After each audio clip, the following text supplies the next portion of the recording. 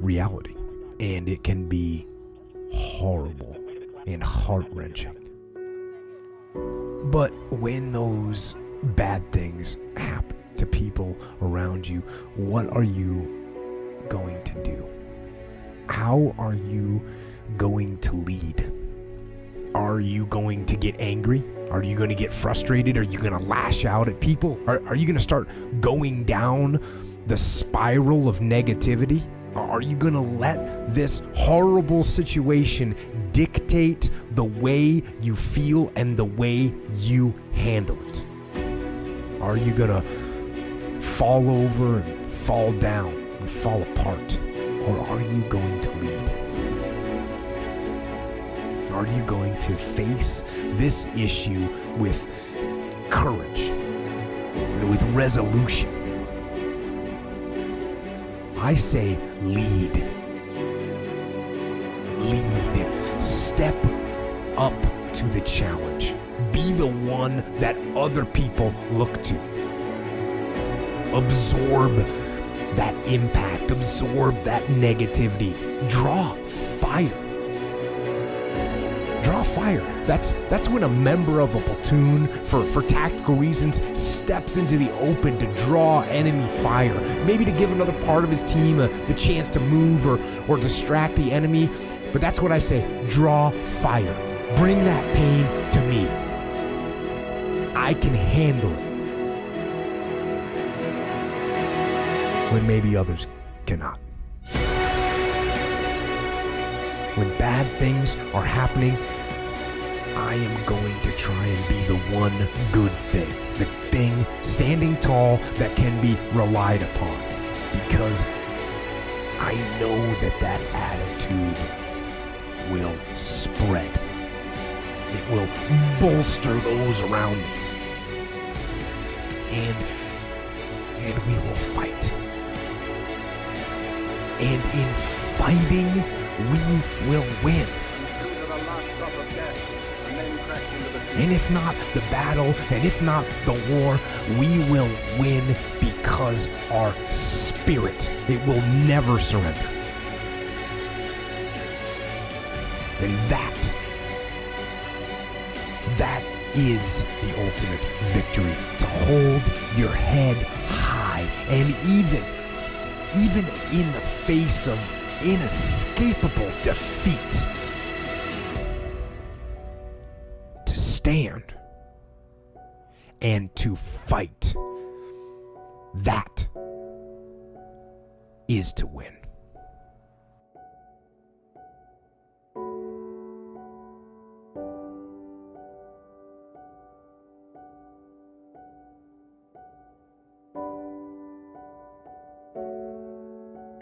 Oh shit! I don't even think. Going on?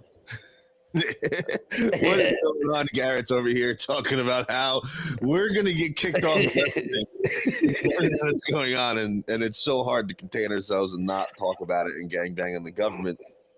We're gonna do our best. We're gonna talk. We're gonna skate in the line today, as I want to talk about a few things. We're gonna walk on a razor's edge today and see how well we do on the YouTubes. If you're not if you're not subscribed to us on YouTube, go to our channel, Winning Wednesday. Hit the subscribe button. We really appreciate it. Check us out on all of our normal platforms. Shout out to our sponsors, My Page Cigars, Kush Creams, and Sirius CBD. It is Founders Month. Justin's birthday is in the month of March. They're giving 39% off. Go to GetSeriousCBD.com. Code Justin39. You get 39% off for Justin's 39th birthday. Rest in peace to our good friend. We miss you, brother.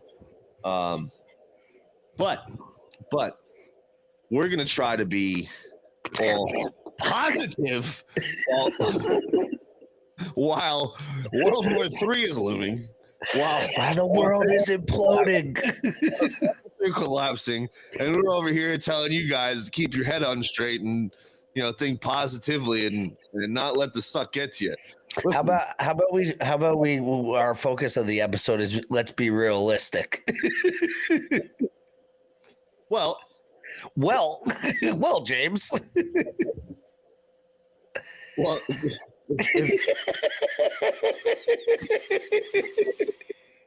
Oh God! All right. We go with this, but if being realistic is putting up a tweet of a 4-year-old writing about how the women's pay gap is no good, then I guess that's being realistic there, Garrett.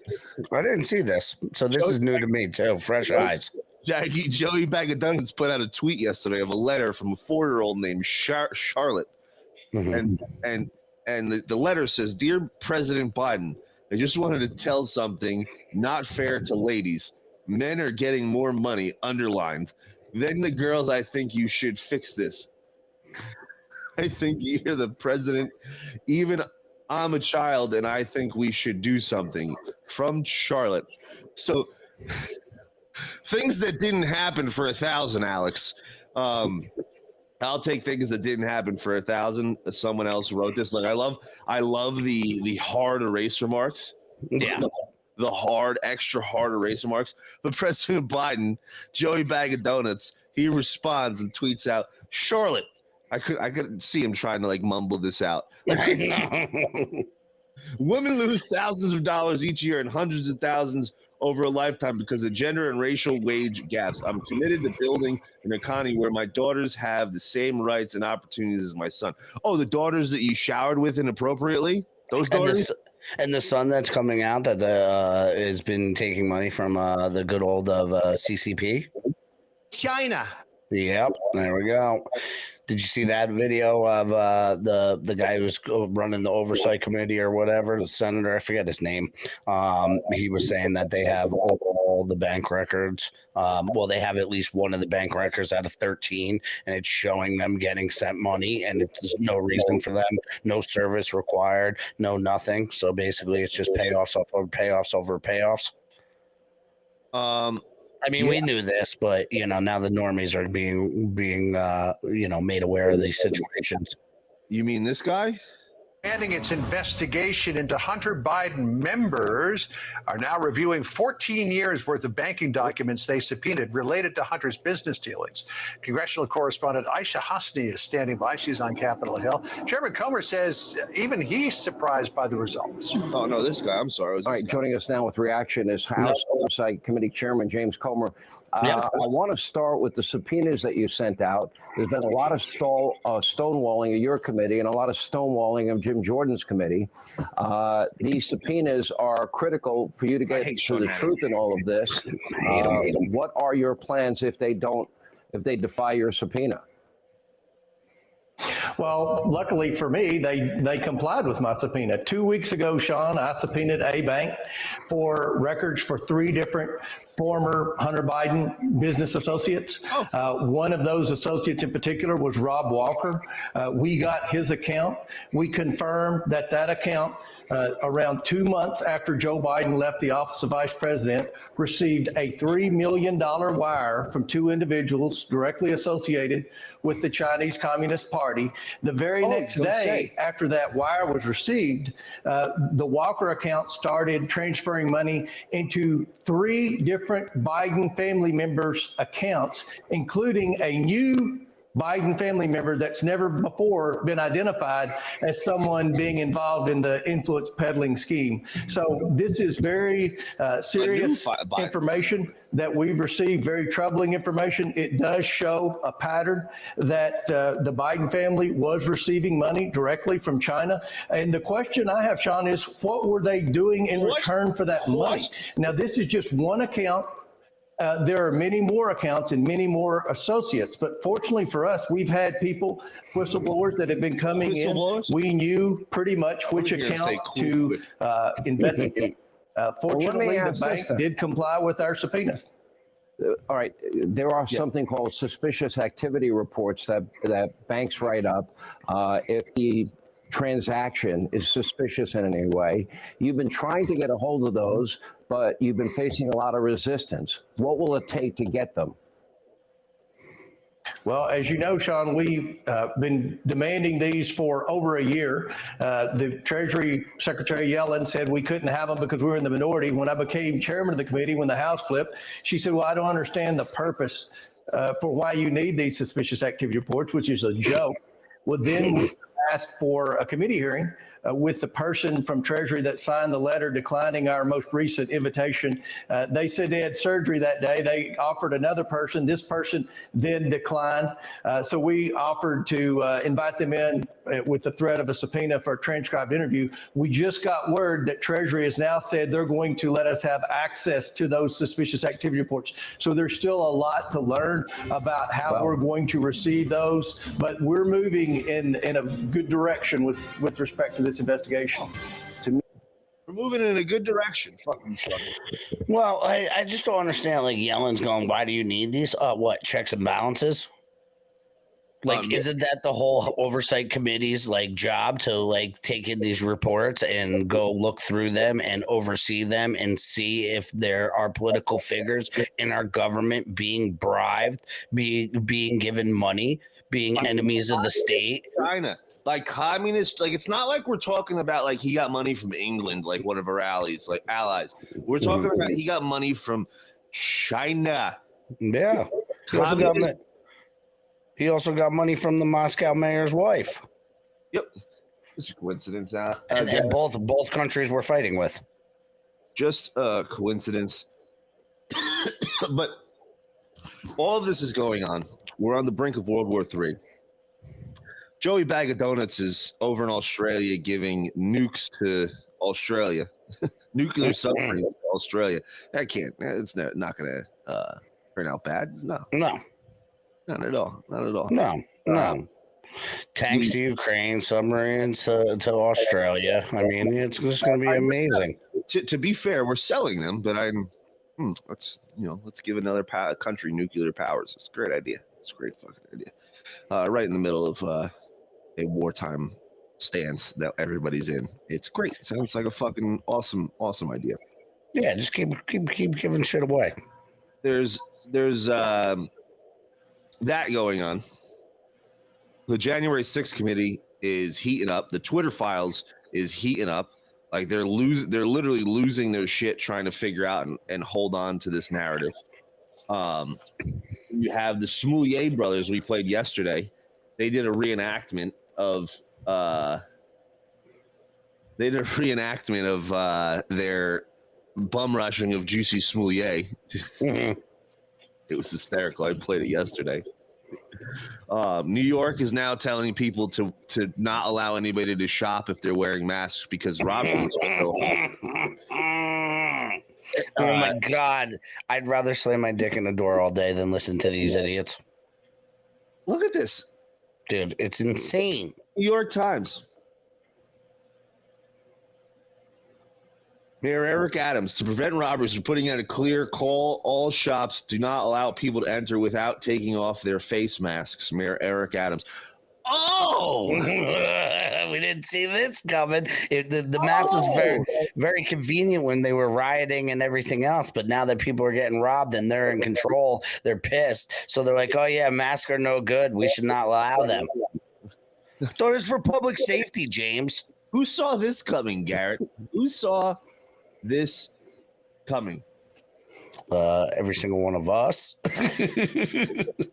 And the one thing that I really want to key on today, that I want to discuss in our hour-long show, and I think we're going to be okay talking about this. There's a possibility that we might not get taken off of YouTube for talking about this particular topic. Okay. Hopefully, we'll keep our fingers crossed, Garrett. But while all of that craziness is going on, speaking of which, before I get into what I want to talk about, while all that is going on, Joey Bag of Donuts is having interviews with Kumar from Harold and Kumar, who's now openly gay, talking about how gays should get married. And I have a very contrasting video, Garrett, of Joey Bag of Donuts. So here's him in the movie, the interview with Kumar. Oh, come on. God is beyond disappointed that there hasn't been a wedding yet. But Cardi B is going to marry us, apparently officiate our wedding, which would be nice. But my question for you, Mr. President, is you codified support for same-sex marriage and interracial marriages like ours. I'm curious what your evolution was like on marriage equality, and what the federal government might be able to do to protect LGBTQ Americans, especially trans kids who are dealing with all these regressive state laws that are popping up right now? I can remember exactly where my epiphany was. Okay. I hadn't thought much about it, to tell you the truth. And I was a senior in high school, and my dad was dropping me off. I remember about to get out of the car, and I looked to my right, and two well-dressed men in suits kissed each other. I mean, they gave each other a kiss. And then one looked like he was heading to the DuPont building. One looked like he headed to the Joe Biden probably said a word that I can't say on YouTube. And I'll never forget, I turned and looked at my dad. It ends with He said, Joe, OTS. it's simple. They love each other. It's simple. No, I'm not joking. It's simple. They love each other. And it's never been, it's never been, it's just that simple. It doesn't matter He's trying so hard. whether it's same sex or a heterosexual couple. You should be able to be married. What is the problem? So listen to your auntie and your uncle and get married. Do it now. Don't wait. Transgender kids is a really harder thing. What's going on in Florida is, as my mother would say, close to sinful. I mean, it's just terrible what they're doing. It's not like, a kid wakes up. This guy's telling you what's sinful. I decided I want to become a man, or I want to become a woman, or I want to change. I mean, what are they thinking about here? They're human beings. They love, they have feelings, they have inclinations that are, I mean, They're mutilating children. I don't know, it's cruel. And the way we do it is we make sure we pass legislation like we passed on same-sex marriage. You mess with that, you're breaking the law, and you're going to be held accountable. Thank you, sir. I also can tell that, like, some auntie or my mom probably texted you. So yesterday and tomorrow in the Rose Garden to talk about a constitutional amendment to ban gay marriage.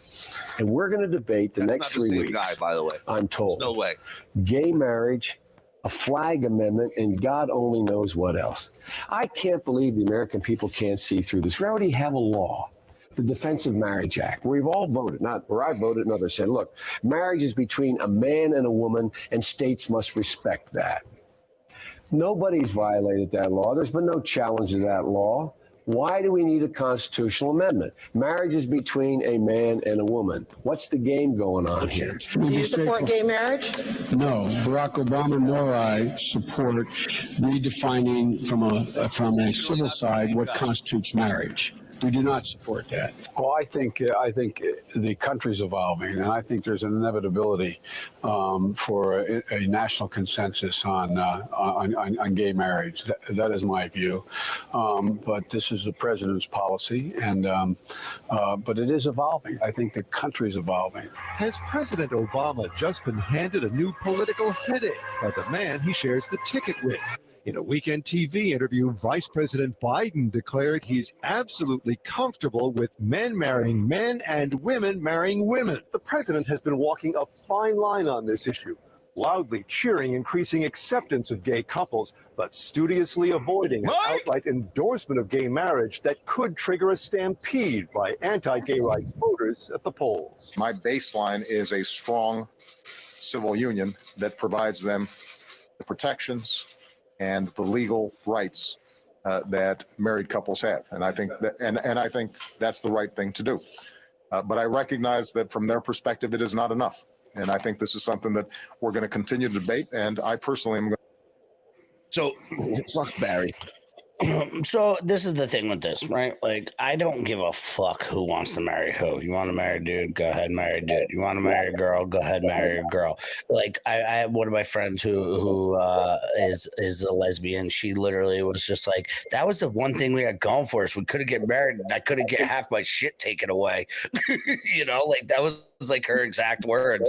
But I mean, obviously, she's married and whatnot, but like, I don't care about that. What I care about is the flip-flopping, blatant lying. He just went and told Kumar that he had an epiphany in 1950 or 60, senior year of high school, 1950 something, that he saw two men.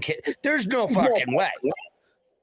Oh, that's beautiful. That's beautiful. There's the donuts probably screamed out his window and some sort of slur.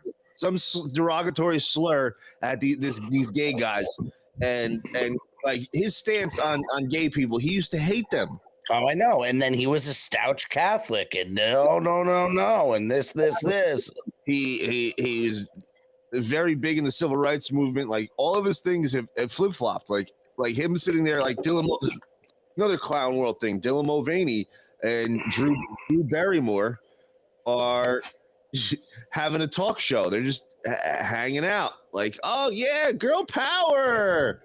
Like, dude, and this is where I don't understand where the feminists are not outraged. Outraged. Ironically, who dislikes me the most sometimes? Myself. Oh, it's so cute.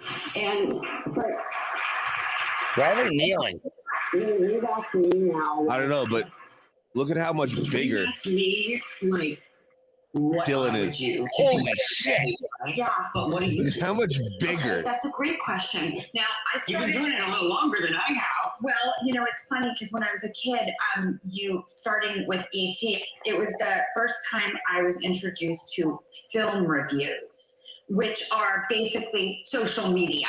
Yes. But I felt like all these reviews, and it could be a Charlie's Angels, it could be an ET, it could be The Wedding Singer, everything in between. If you read reviews, just like on social media, you are pretty much guaranteed a 50-50.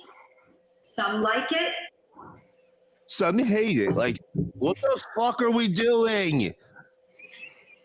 This is the problem. We're playing fake pretend and everything in the world. So, like, I had this conversation with somebody the other day, female, and I said, like, the feminists, like, they're just a regular woman. Like, she's like, we're like, what the fuck? They're making it like glorifying periods. She's like, this is like horrible for a woman, but and your body can't do the same thing as mine, and that's why I don't understand where all the feminists are defending. Like, they just keep giving awards to Woman of the Year to men.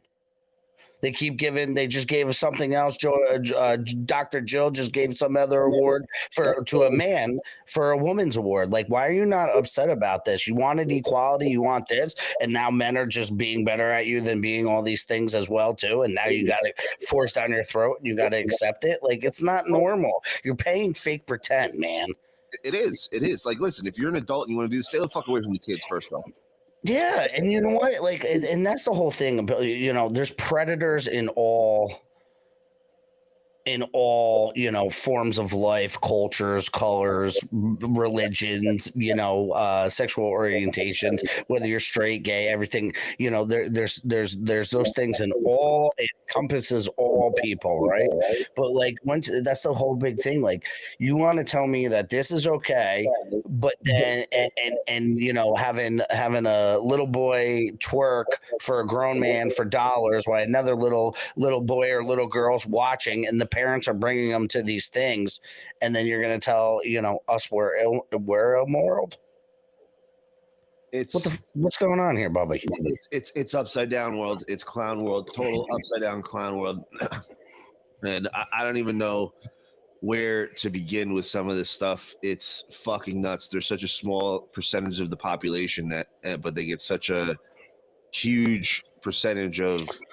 Well, look what, and this goes back to them unleashing the China virus. Like, they made, if you put a magnifying glass on anything and you're not looking at these numbers, but you're only looking at these numbers, it looks like the biggest issue in the world. Now, do I want anybody to feel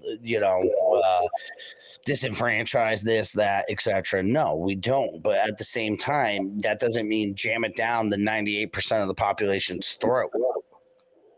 Without a doubt. We're a free country, and that's why a lot of people come here, and you have your rights to live the way you want and just be left alone and everything else. So live the way you want and just be left alone is one thing. Live the way you want and shove it down my throat is another thing. It's insane. It really is. And even my mother, my brother's gay as it gets. He's very gay, and I love him. He's my brother. I don't care what he does. He's an adult. Like, if that's what he wants to do, go for it. But even my mother, she's like, James, like, why is it every show that I watch, everything have gay people and transgender people? Like, I don't get it. Like, why? Like, why does every show have to do this? And I was talking to Judith Rose and Maddie Ray about them, and Maddie Ray's story is unbelievable. He's a transgender man, transitioned from a female to a woman or a man, and regrets every second of it. And it's like, if I knew what I know now, I wouldn't have done it. I would have stayed a woman. I would have stayed a female. I was tricked, and he did it when he was 26. Imagine what they're doing to these poor kids.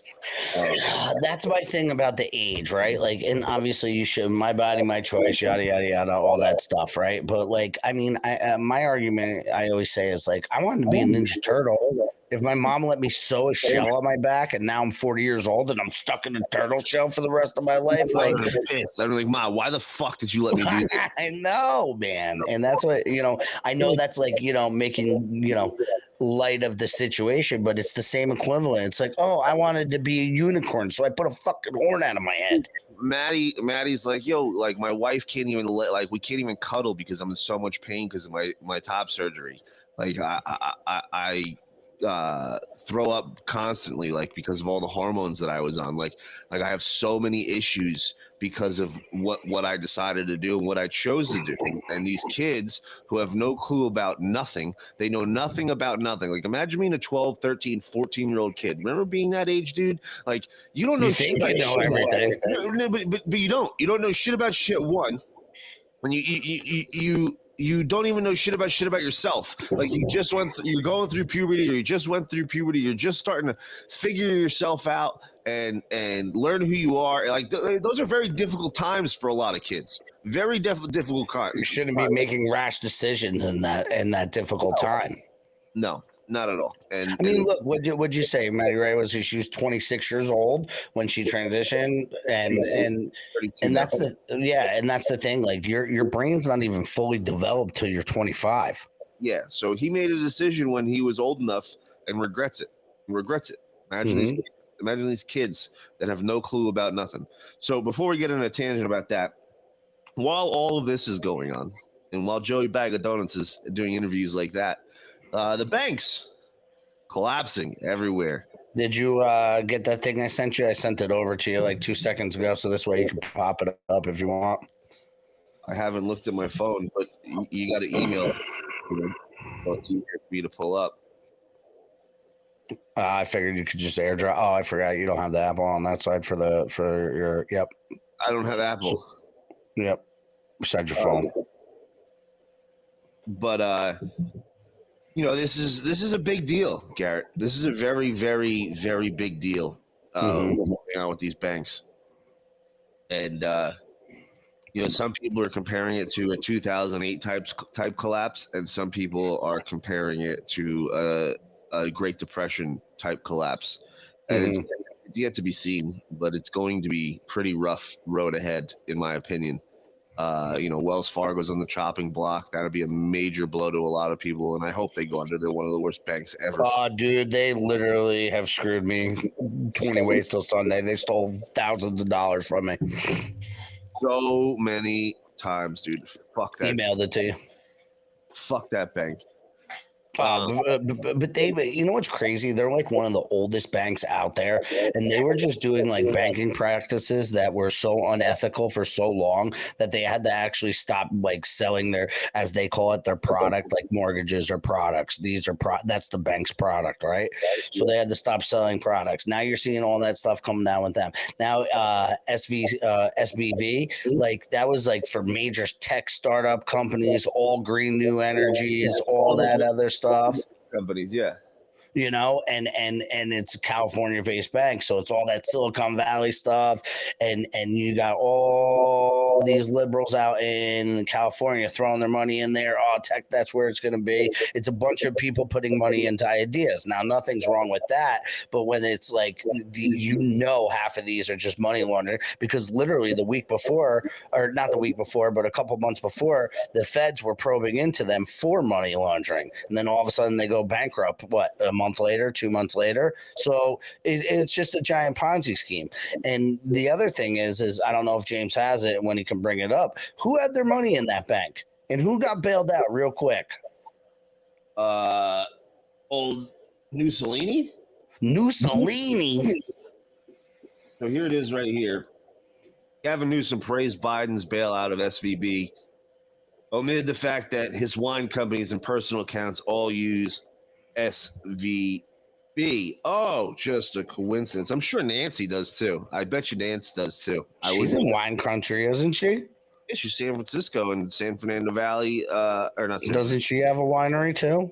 I don't know, but Gavin Newsom's her nephew. Yeah. No.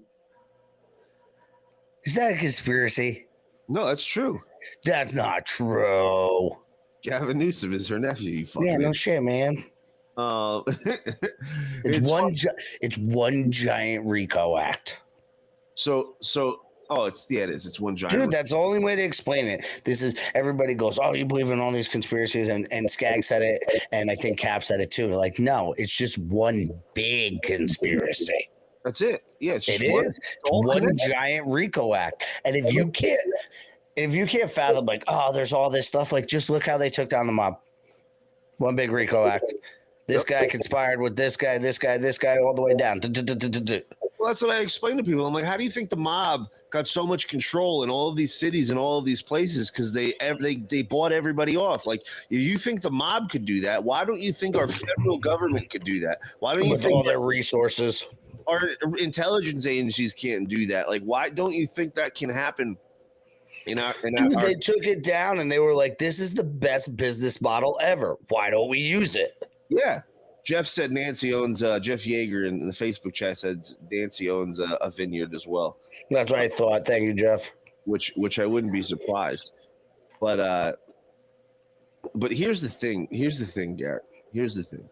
Because they all knew this was coming.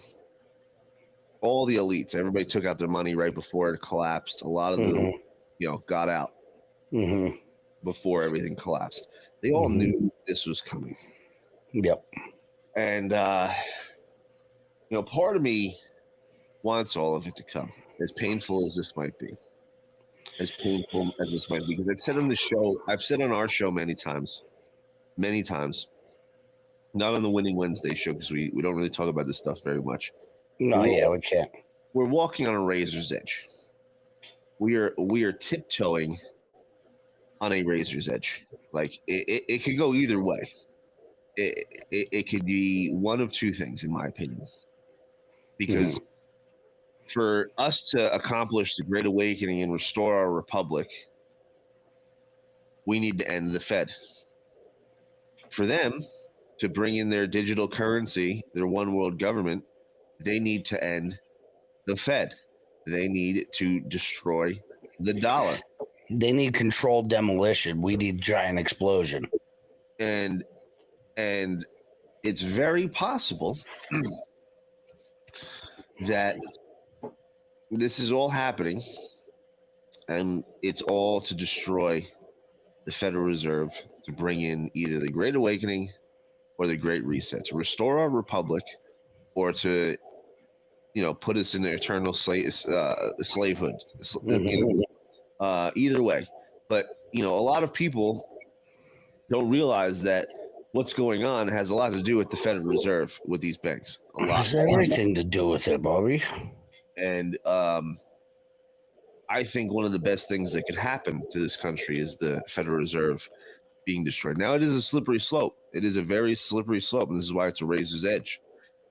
Because it could go one way where we're locked into digital currency and they control the entire money supply. And just like in China, like, look at what they're doing with their digital social credit scores. Yes, look at it. A good score brings benefits, but people with low scores lose rights. The cinema names and shames people considered untrustworthy, plastering their details, even their addresses, across big screens. This is what's going on in China. It's a matter of principle. Those people have to be condemned. They have Those to be people aren't condemned. honest, so they have to pay the price. It's only right to pay your debts. You have to blacklist those that don't. The Supreme Court has created a blacklist for so-called bad citizens, those whose ratings have dropped to 0. On it are companies, but also 23 million people to date. Among them is this journalist Liu Hu. He got a little too close to uncovering corruption among high-profile party members. After being sued for defamation by the subject of a story he'd written, he was blacklisted. He only realized when he tried to buy a train ticket and was told he was banned from traveling. That tells me I'm still on the blacklist. Punished from because he's been branded untrustworthy by the state. Once you're blacklisted, you can no longer get a bank loan, start a business, buy an apartment, or even send your children to a private school. Yu Hu is among a tiny minority of people who have dared to criticize the system, which some are calling a digital dictatorship. I worry because I think many people like me will be deprived of individual freedoms, and all of us will live with restrictions of one kind or another. After our meeting, Yu Hu learned that his name had been removed from the blacklist, but he still has a long way to go if he doesn't want to languish at the bottom of the social credit hierarchy. Like, that's fucking insane, dude. How long has this been going on there that they have this large scale infrastructure to be able to do this on public transportation, public banking, food? Did you see the video of the kids scanning their faces, and some of them, they won't get lunch if their parents or them have a bad social credit score, so they have to go up and scan their face to get lunch, and if they're not in good standing by the government standards, they don't feed them. Dude, it's fucking crazy. And this is exactly what they want to bring here to the United States. This is the type of control that they want here in the United States. And they're already starting in Canada. Yeah, without a doubt. Without a doubt. And people love Canada because they're so welcoming and they're so nice. And Canadian people are very nice. But it's like they think it's like a utopia of North America. And it's like, dude, you give away half your money at least. I was watching, so I'm a big fan of Patrick Bet-David. Mm-hmm. Big fan of him and his show because he brings on, I don't agree with everything he says, but I just like his style of show. He brings on a lot of people that have opposing views. Like, he brings on some of the biggest socialist professors in the world that teach at university, and he debates them and destroys them, and it's hysterical to watch. He brings on mobsters, etc. He was talking about that the other day with what was I going to say? What did you say right before that? Canada. He's like these countries that are in Europe and other nations that act as socialist nations and give away all this free shit. He's like, the only reason they can act like that is because we give them everything. We pay for fucking everything. They take our military is their, like, everything that they have and their way of life and protection is all because of us, and we allow them to do that off of our dollar because our government is just giving our money away.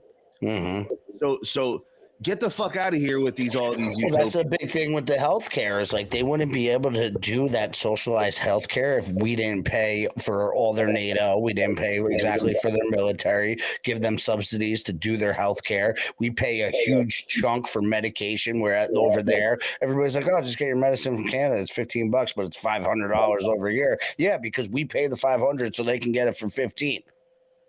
It's fucking insanity, dude. It's absolutely. But most people are not aware of how that works. Insane. No, most people are not at all. They have no. They're not aware at all. They have no clue. No clue what's going on, and they're just completely lost in the sauce. They have no clue that our Federal Reserve is just printing money. They have an endless supply. Listen to this guy. Well, that's what I say. Like, why do we have to pay taxes if they can just hit the print button? There's enough cash. Listen to this guy. Your ATM is safe. Your banks are safe.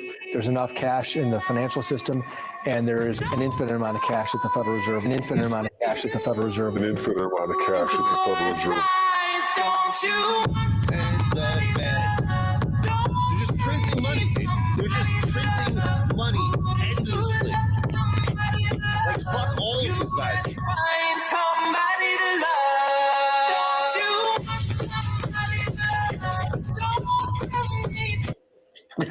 The Jersey came out of us. Jersey came right out of us as soon as that beat dropped. That's been my argument, bro. Like, if you need more money, just print it. Infinite. Like, do you not understand what that means? It's insane. It just shows you how money has no real value. None. Zero. We have infinite money. So if you have infinite of something, that doesn't mean it's scarce. So that doesn't mean it's super valuable. There's nothing backing it. This is why we need to go to a gold-backed standard, a gold-backed currency. This is why Gaddafi was killed, because he wanted to get off the petrodollar. Yeah, we talked about this on our last episode, me and Skaggs, too. We went through the rigmarole of all the self-sufficient nations that we had to bring them democracy, and then we just destroyed their ways of life, took their money, raped and pillaged, and said, see ya. Because they weren't in the central banking system. We wonder why other countries hate this country. We wonder why. It's absolutely insane.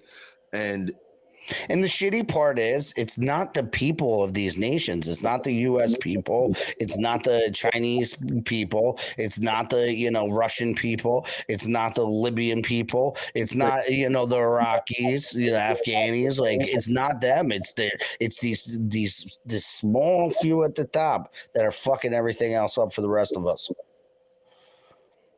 It's fucking wild, dude. This is not a movement. This has been going on for just a short period of time that we've been saying to end the Fed. The Fed has been a root cause of a lot. Do you remember when the Fed got back in? Because people don't understand that two other presidents kicked the Fed out. So Andrew Jackson was the last one to kick a federal bank out, and then we were on a national banking system for a while. Andrew Jackson. Till 1913, actually. So 1912, the Titanic sinking played a huge role. Stop it! Now you're getting weird, bro. This is true. I know it's true, James. I don't know it's true. This is true. An Astor family member and a couple other bankers, I forget their names, some of the wealthiest people in the world at the time, were on the Titanic. JP Morgan was supposed to be on that. Then he didn't go. They bailed last minute. The Titanic went down, and we can get into the whole conspiracy of the Titanic. And, the big bankers that opposed the central bank all happened to be on the boat. So then a year later, a couple of very important people who formed the Federal Reserve met on Jekyll Island, which is right off an island off of Georgia, and created the Federal Reserve. And then all of a sudden we go into World War I right after that. And that's when we get an income tax that was only supposed to be a temporary tax. It was supposed to be on the wealthy. Temporary wartime tax on the wealthy only, the top 1% only. Now, all of a sudden, the peasants are getting hit at a 48% clip in some states. And what are they pushing right now? Oh, we need to tax the rich, tax the rich, tax the rich. Well, you don't think that's going to come down, Bubbles? Yeah, they're idiots. They know how to not pay their taxes. Of course. No, people are idiots. Oh, you got to pay your fair share. No, you fucking moron. But Edward Griffin. Taxation is theft. He wrote a really good book about the Federal Reserve back in the day. I believe it's called The Creature from Jekyll Island. Mm-hmm. And talks about the Federal Reserve and why it needs to be disbanded and ended. And it's spot on. So here's what he has to say in an interview back in the day. This is in the 80s. This is perhaps at the most fundamental level, the most important thing we need to know about the Federal Reserve System, which is that it is an appearance of the fourth kind, something which is not and yet appears to be. When I did my research on this topic, I came to the conclusion, which may startle you folks here, that the Federal Reserve System does not need to be audited. Nope. It needs to be abolished. Bingo.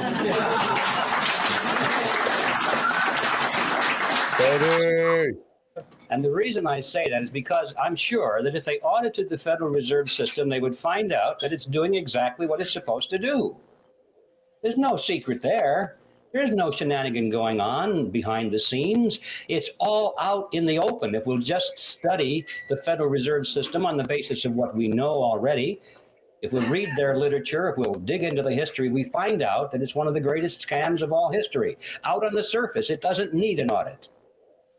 An audit, I'm sure, would merely delay the process for a couple of years, give the American people the false impression that something is being done about this problem, and at the end of 2 years, they'd say, well, the books are clean. Yep.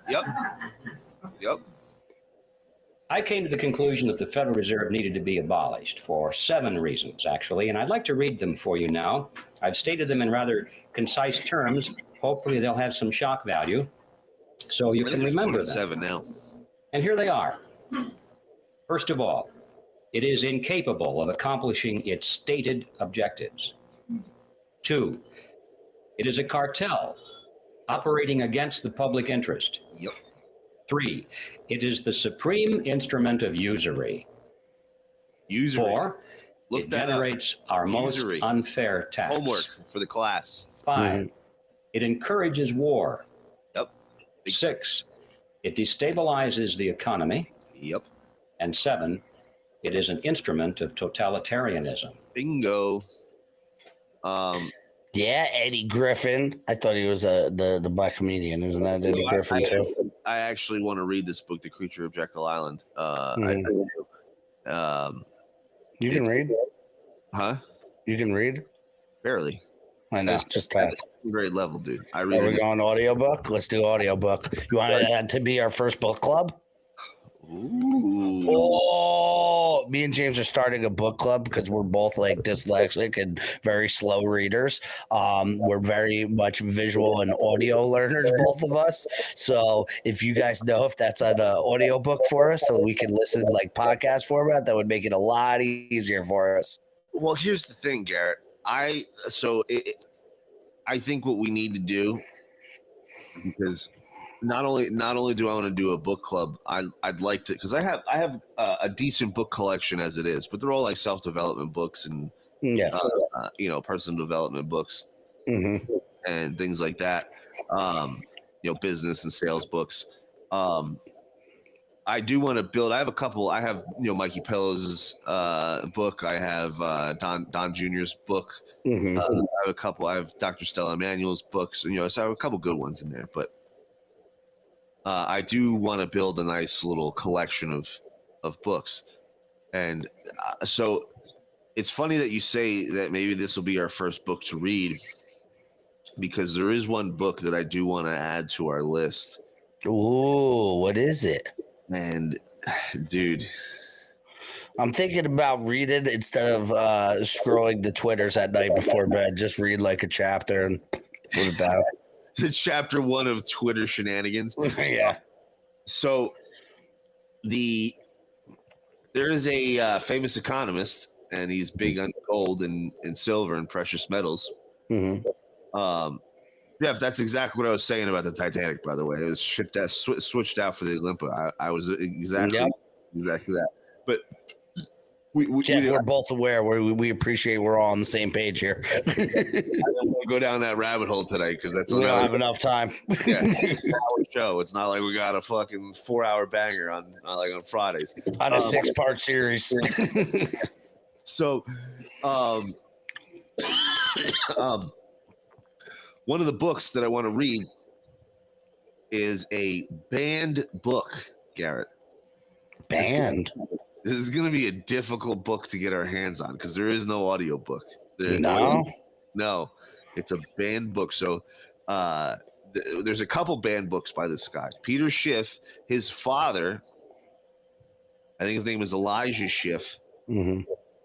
Let me see. Let me. You Googleize this. Actually, let's do this. Let's do it with the audience. Let's do it together. Do it with the audience here. Hold on. Let's see. Where's my keyboard? Let's put this down. Let's get the keyboard out. Let's start keyboarding away. Let's go. Hold on. All right. Peter Schiff.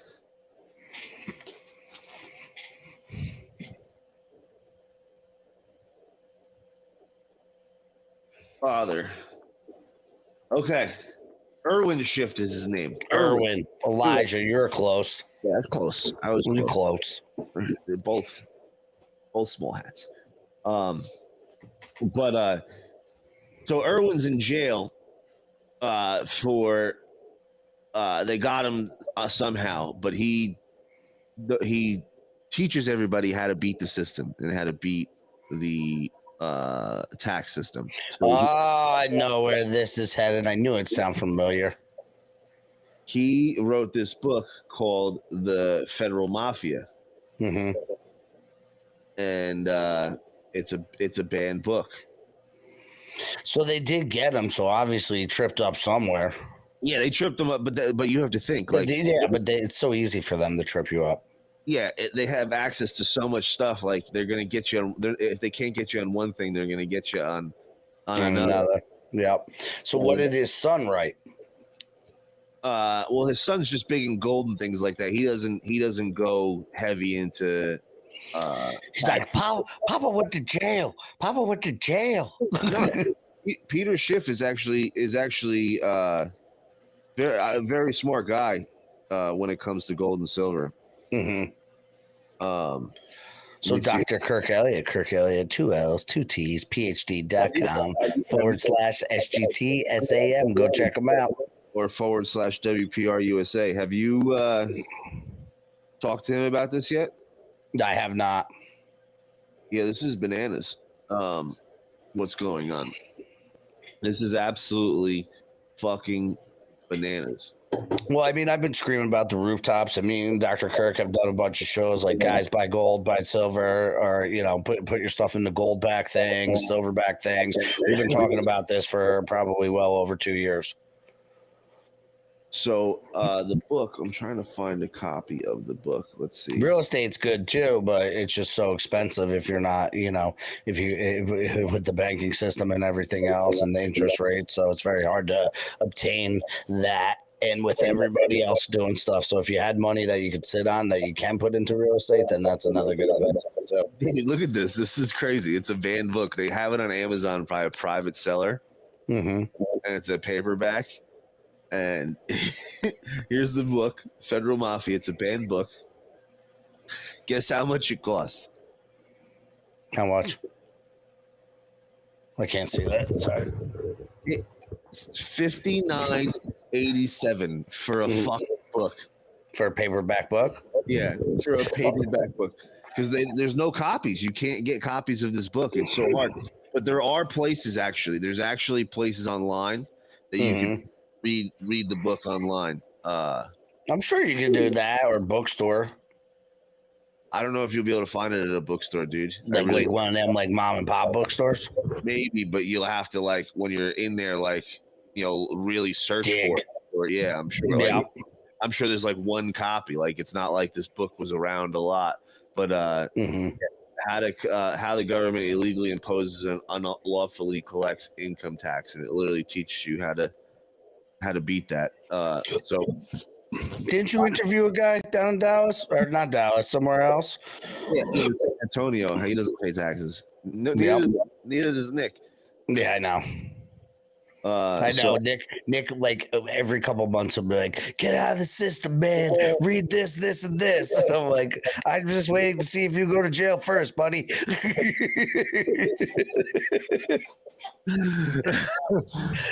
Nick's my experiment, bro. I love you dearly, Mr. Maribel. I know. Well, so guess what, Garrett? We got to meet up at a bar or something because I'll be home. When you coming home? The 1st? No, I'm coming home the 28th, and I leave the 3rd. Oh, you're gonna be here for quite some time. A few days. Did you talk to Skaggs? Did you get back to Skaggs, you Mo? Because he was like, "Oh, I text James." I'm like, he probably read it, thought he responded in his head, and just put his phone down. He didn't text me. He said he texted you because he wants to try to get me, you, Alan, Cap, maybe Stevie, and do an episode together in his cabin. He's like, we all get tagged, and we could all sleep there, and we could hang out and get everybody together. Oh, I did not get a text from Skaggs. When the fuck did he text me? I don't know, Skaggs. I'm representing for you right now. So, but we got to get in the group text on that and try to set something up for when you're home. Start a group text because I'm down for something like that. I'm gonna need a ride or something. But I'll come get your bearded ass. Are you gonna be at your parents? Yeah, near my parents. Oh, so you're not far. 20 minutes. I'll scoop you up, bro. And yeah, and then we take a good old drive to Connecticut. Oh my goodness! I know. It'll be a fucking shit show. Oh, how much fun! We're trying to get Alan to come down. That little fuzzy man. Alan said if I go, he'll go. He already said it. That's what I'm saying. Like, let's make this happen. I'll try to get Steve to come down from Rhode Island. He's not that far from Connecticut, so it's probably a little over an hour. What are we gonna do? A fucking live in studio in show? The cabin, bro. All of us. Okay, so that'd be a fucking good time. I might have to do that. We might have to do that. How much fun would that be? Blast. It'd be so much fun. It's trying to think like, should we do a show while I'm away? Do I have to bring some equipment? And I'm gonna bring some, but I don't have like. No, dude, Skaggs has all the mics. Like we did at Angry Eric's Brewery. I mean, he had the mics, he had all that stuff, set us up. I mean, because they do some in-studio stuff with another podcast by them. So Skaggs has the whole setup. You could set us all up and we just show up and hang out, man. Because flights are so fucking expensive. I got a flight that I don't get a check bag or even a carry-on. I can only bring a backpack. Yeah. Oh, dude, yeah, it's fucking crazy expensive. Like flights were fucking insane. Like, what was it? Where are you flying in Newark? Yeah, and the crazy thing is, dude, there was very, very few direct flights. Like this is the craziest fucking thing. You can't get a direct flight from two of the biggest hubs in the country, Newark, New Jersey, crazy. Which is one of the biggest airports in the country. Yeah, Newark International Airport, bro. And Las Vegas, which is one of the biggest destination spots in the country. There was no direct flights. Like it was insane. The only ones that were running direct were like Spirit, and I was like, nah, I'm nah, I'm good. That once, dude, from actually the second time I came to Vegas to visit when I was younger, and I flew home Spirit, and we got in a 10-hour layover in Dallas, and I said, nope, never again. Now with all the uncertainty with airlines, definitely not flying Spirit. Absolutely not. Nope. No. I'll pass. Yeah. But Garrett, it was another fun winning Wednesday. Hopefully walking the line. We should change it to walking the line.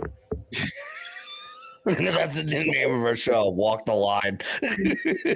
Walking the line. Yeah. You know what? We might be okay if they don't figure out who the fuck we are. At least who the fuck I am. Like, that I'm from a show that they've banned everywhere. Whatever, man. I don't care at this point. No, fuck them. I don't care. It's a total shit show. Oh, what I want to close it on for all the DeSantis bros. Did you see this, Garrett? I probably did. Fucking hilarious. One of can you make that bigger? One of DeSantis's campaign managers works for the DeSantis campaign over here. Ina Pushaw has been spending some time on those knees, it looks like. Wow, no. Look at those knees. Awfully red. Yeah, maybe she's got like eczema or something. Machiavelli memes with this classic. Fucking, if you don't follow him, go check him out. Awesome meme smith. Unbelievable work. But it was a fun winning Wednesday, Garrett. I think we got one more Wednesday. We'll be back next Wednesday. Yeah. And then the following Wednesday, I'll be on my way to you guys. On the East Coast. On the East Coast, the worst coast, unfortunately. I will punch you in the clavicle when I see you for that comment. Dude, have you lived on the West Coast? What's that? No, I visited. You visited. You've never lived. No. The West Coast is much better. Awesome. Go to California with Newsom, you wuss. No, like up to California, I'll say that. Oh, now there's rules. No, you can't pick and choose what the West Coast is. But to be fair, if California wasn't so communist and such a piece of shit, no, it's beautiful. I could live there. If it didn't suck, it'd be the best state in the country to live in. It would 100%. 1,000%. I always have a great time when I'm in California. I just couldn't live there. Yeah, because of the politics, because of how much it costs, because of everything that goes on over there. Absolutely. I live in New Jersey, so what are you going to say about that? When I moved out west, Garrett, I wanted, since I was a little kid, I always wanted to move to California. Like, I felt like I belonged to grow up in California because I wanted to surf and smoke weed and, just chill out and relax. Like, I always said if I lived in a van on the beach and I could just surf every day, I'm down with that. And I wanted to go to University of Santa Barbara for college, and my parents were like, "Hell, fucking no, you're not going. You're not going to go to class." Which I went to county, and like I only went to my music classes. I went to the Harvard on the Hill, Morris County Community, and I only went to my music. Like I never went to math or English. I would drive all the way to school and smoke in the parking lot, and then drive home. I didn't go to college. Like fuck that. So. I'll be back on the East Coast next week, or in 2 weeks. So next week is our last winning Wednesday till I go home. And then we gotta try to set something up, man. Start a group chat right now because tell them I didn't text them. All right, sounds good. It was a good winning Wednesday. Garrett, have fun teaching little kids how to kill people. You fucking savage, you maniac. We'll be back on Friday. Me and Alan will be the right-wing cigar king, now newly dubbed.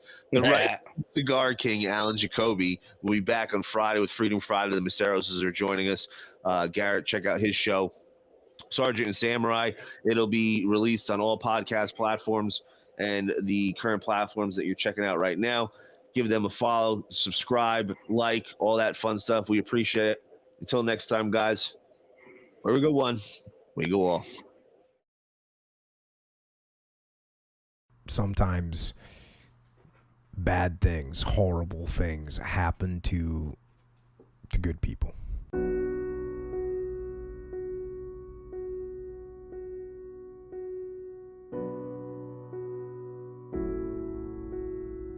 I don't know why, but life isn't fair. That's the reality. A good person in the wrong place, in the wrong time, can end up just a victim of fate and of reality. And it can be horrible and heart-wrenching. But when those bad things happen to people around you, what are you going to do? How are you going to lead? Are you going to get angry? Are you going to get frustrated? Are you going to lash out at people? Are you going to start going down the spiral of negativity? Are you going to let this horrible situation dictate the way you feel and the way you handle it? Are you going to fall over and fall down and fall apart? Or are you going to lead? Are you going to face this issue with courage, with resolution? I say lead. Lead. Step up to the challenge. Be the one that other people look to. Absorb that impact. Absorb that negativity. Draw fire. Draw fire. That's when a member of a platoon, for tactical reasons, steps into the open to draw enemy fire. Maybe to give another part of his team the chance to move or distract the enemy. But that's what I say. Draw fire. Bring that pain to me. I can handle it when maybe others cannot. When bad things are happening, I am going to try and be the one good thing. The thing standing tall that can be relied upon. Because I know that attitude will spread. It will bolster those around me. And we will fight. And in fighting, we will win. And if not the battle, and if not the war, we will win because our spirit, it will never surrender. And that is the ultimate victory. To hold your head high, and even in the face of inescapable defeat, to stand and to fight. That is to win.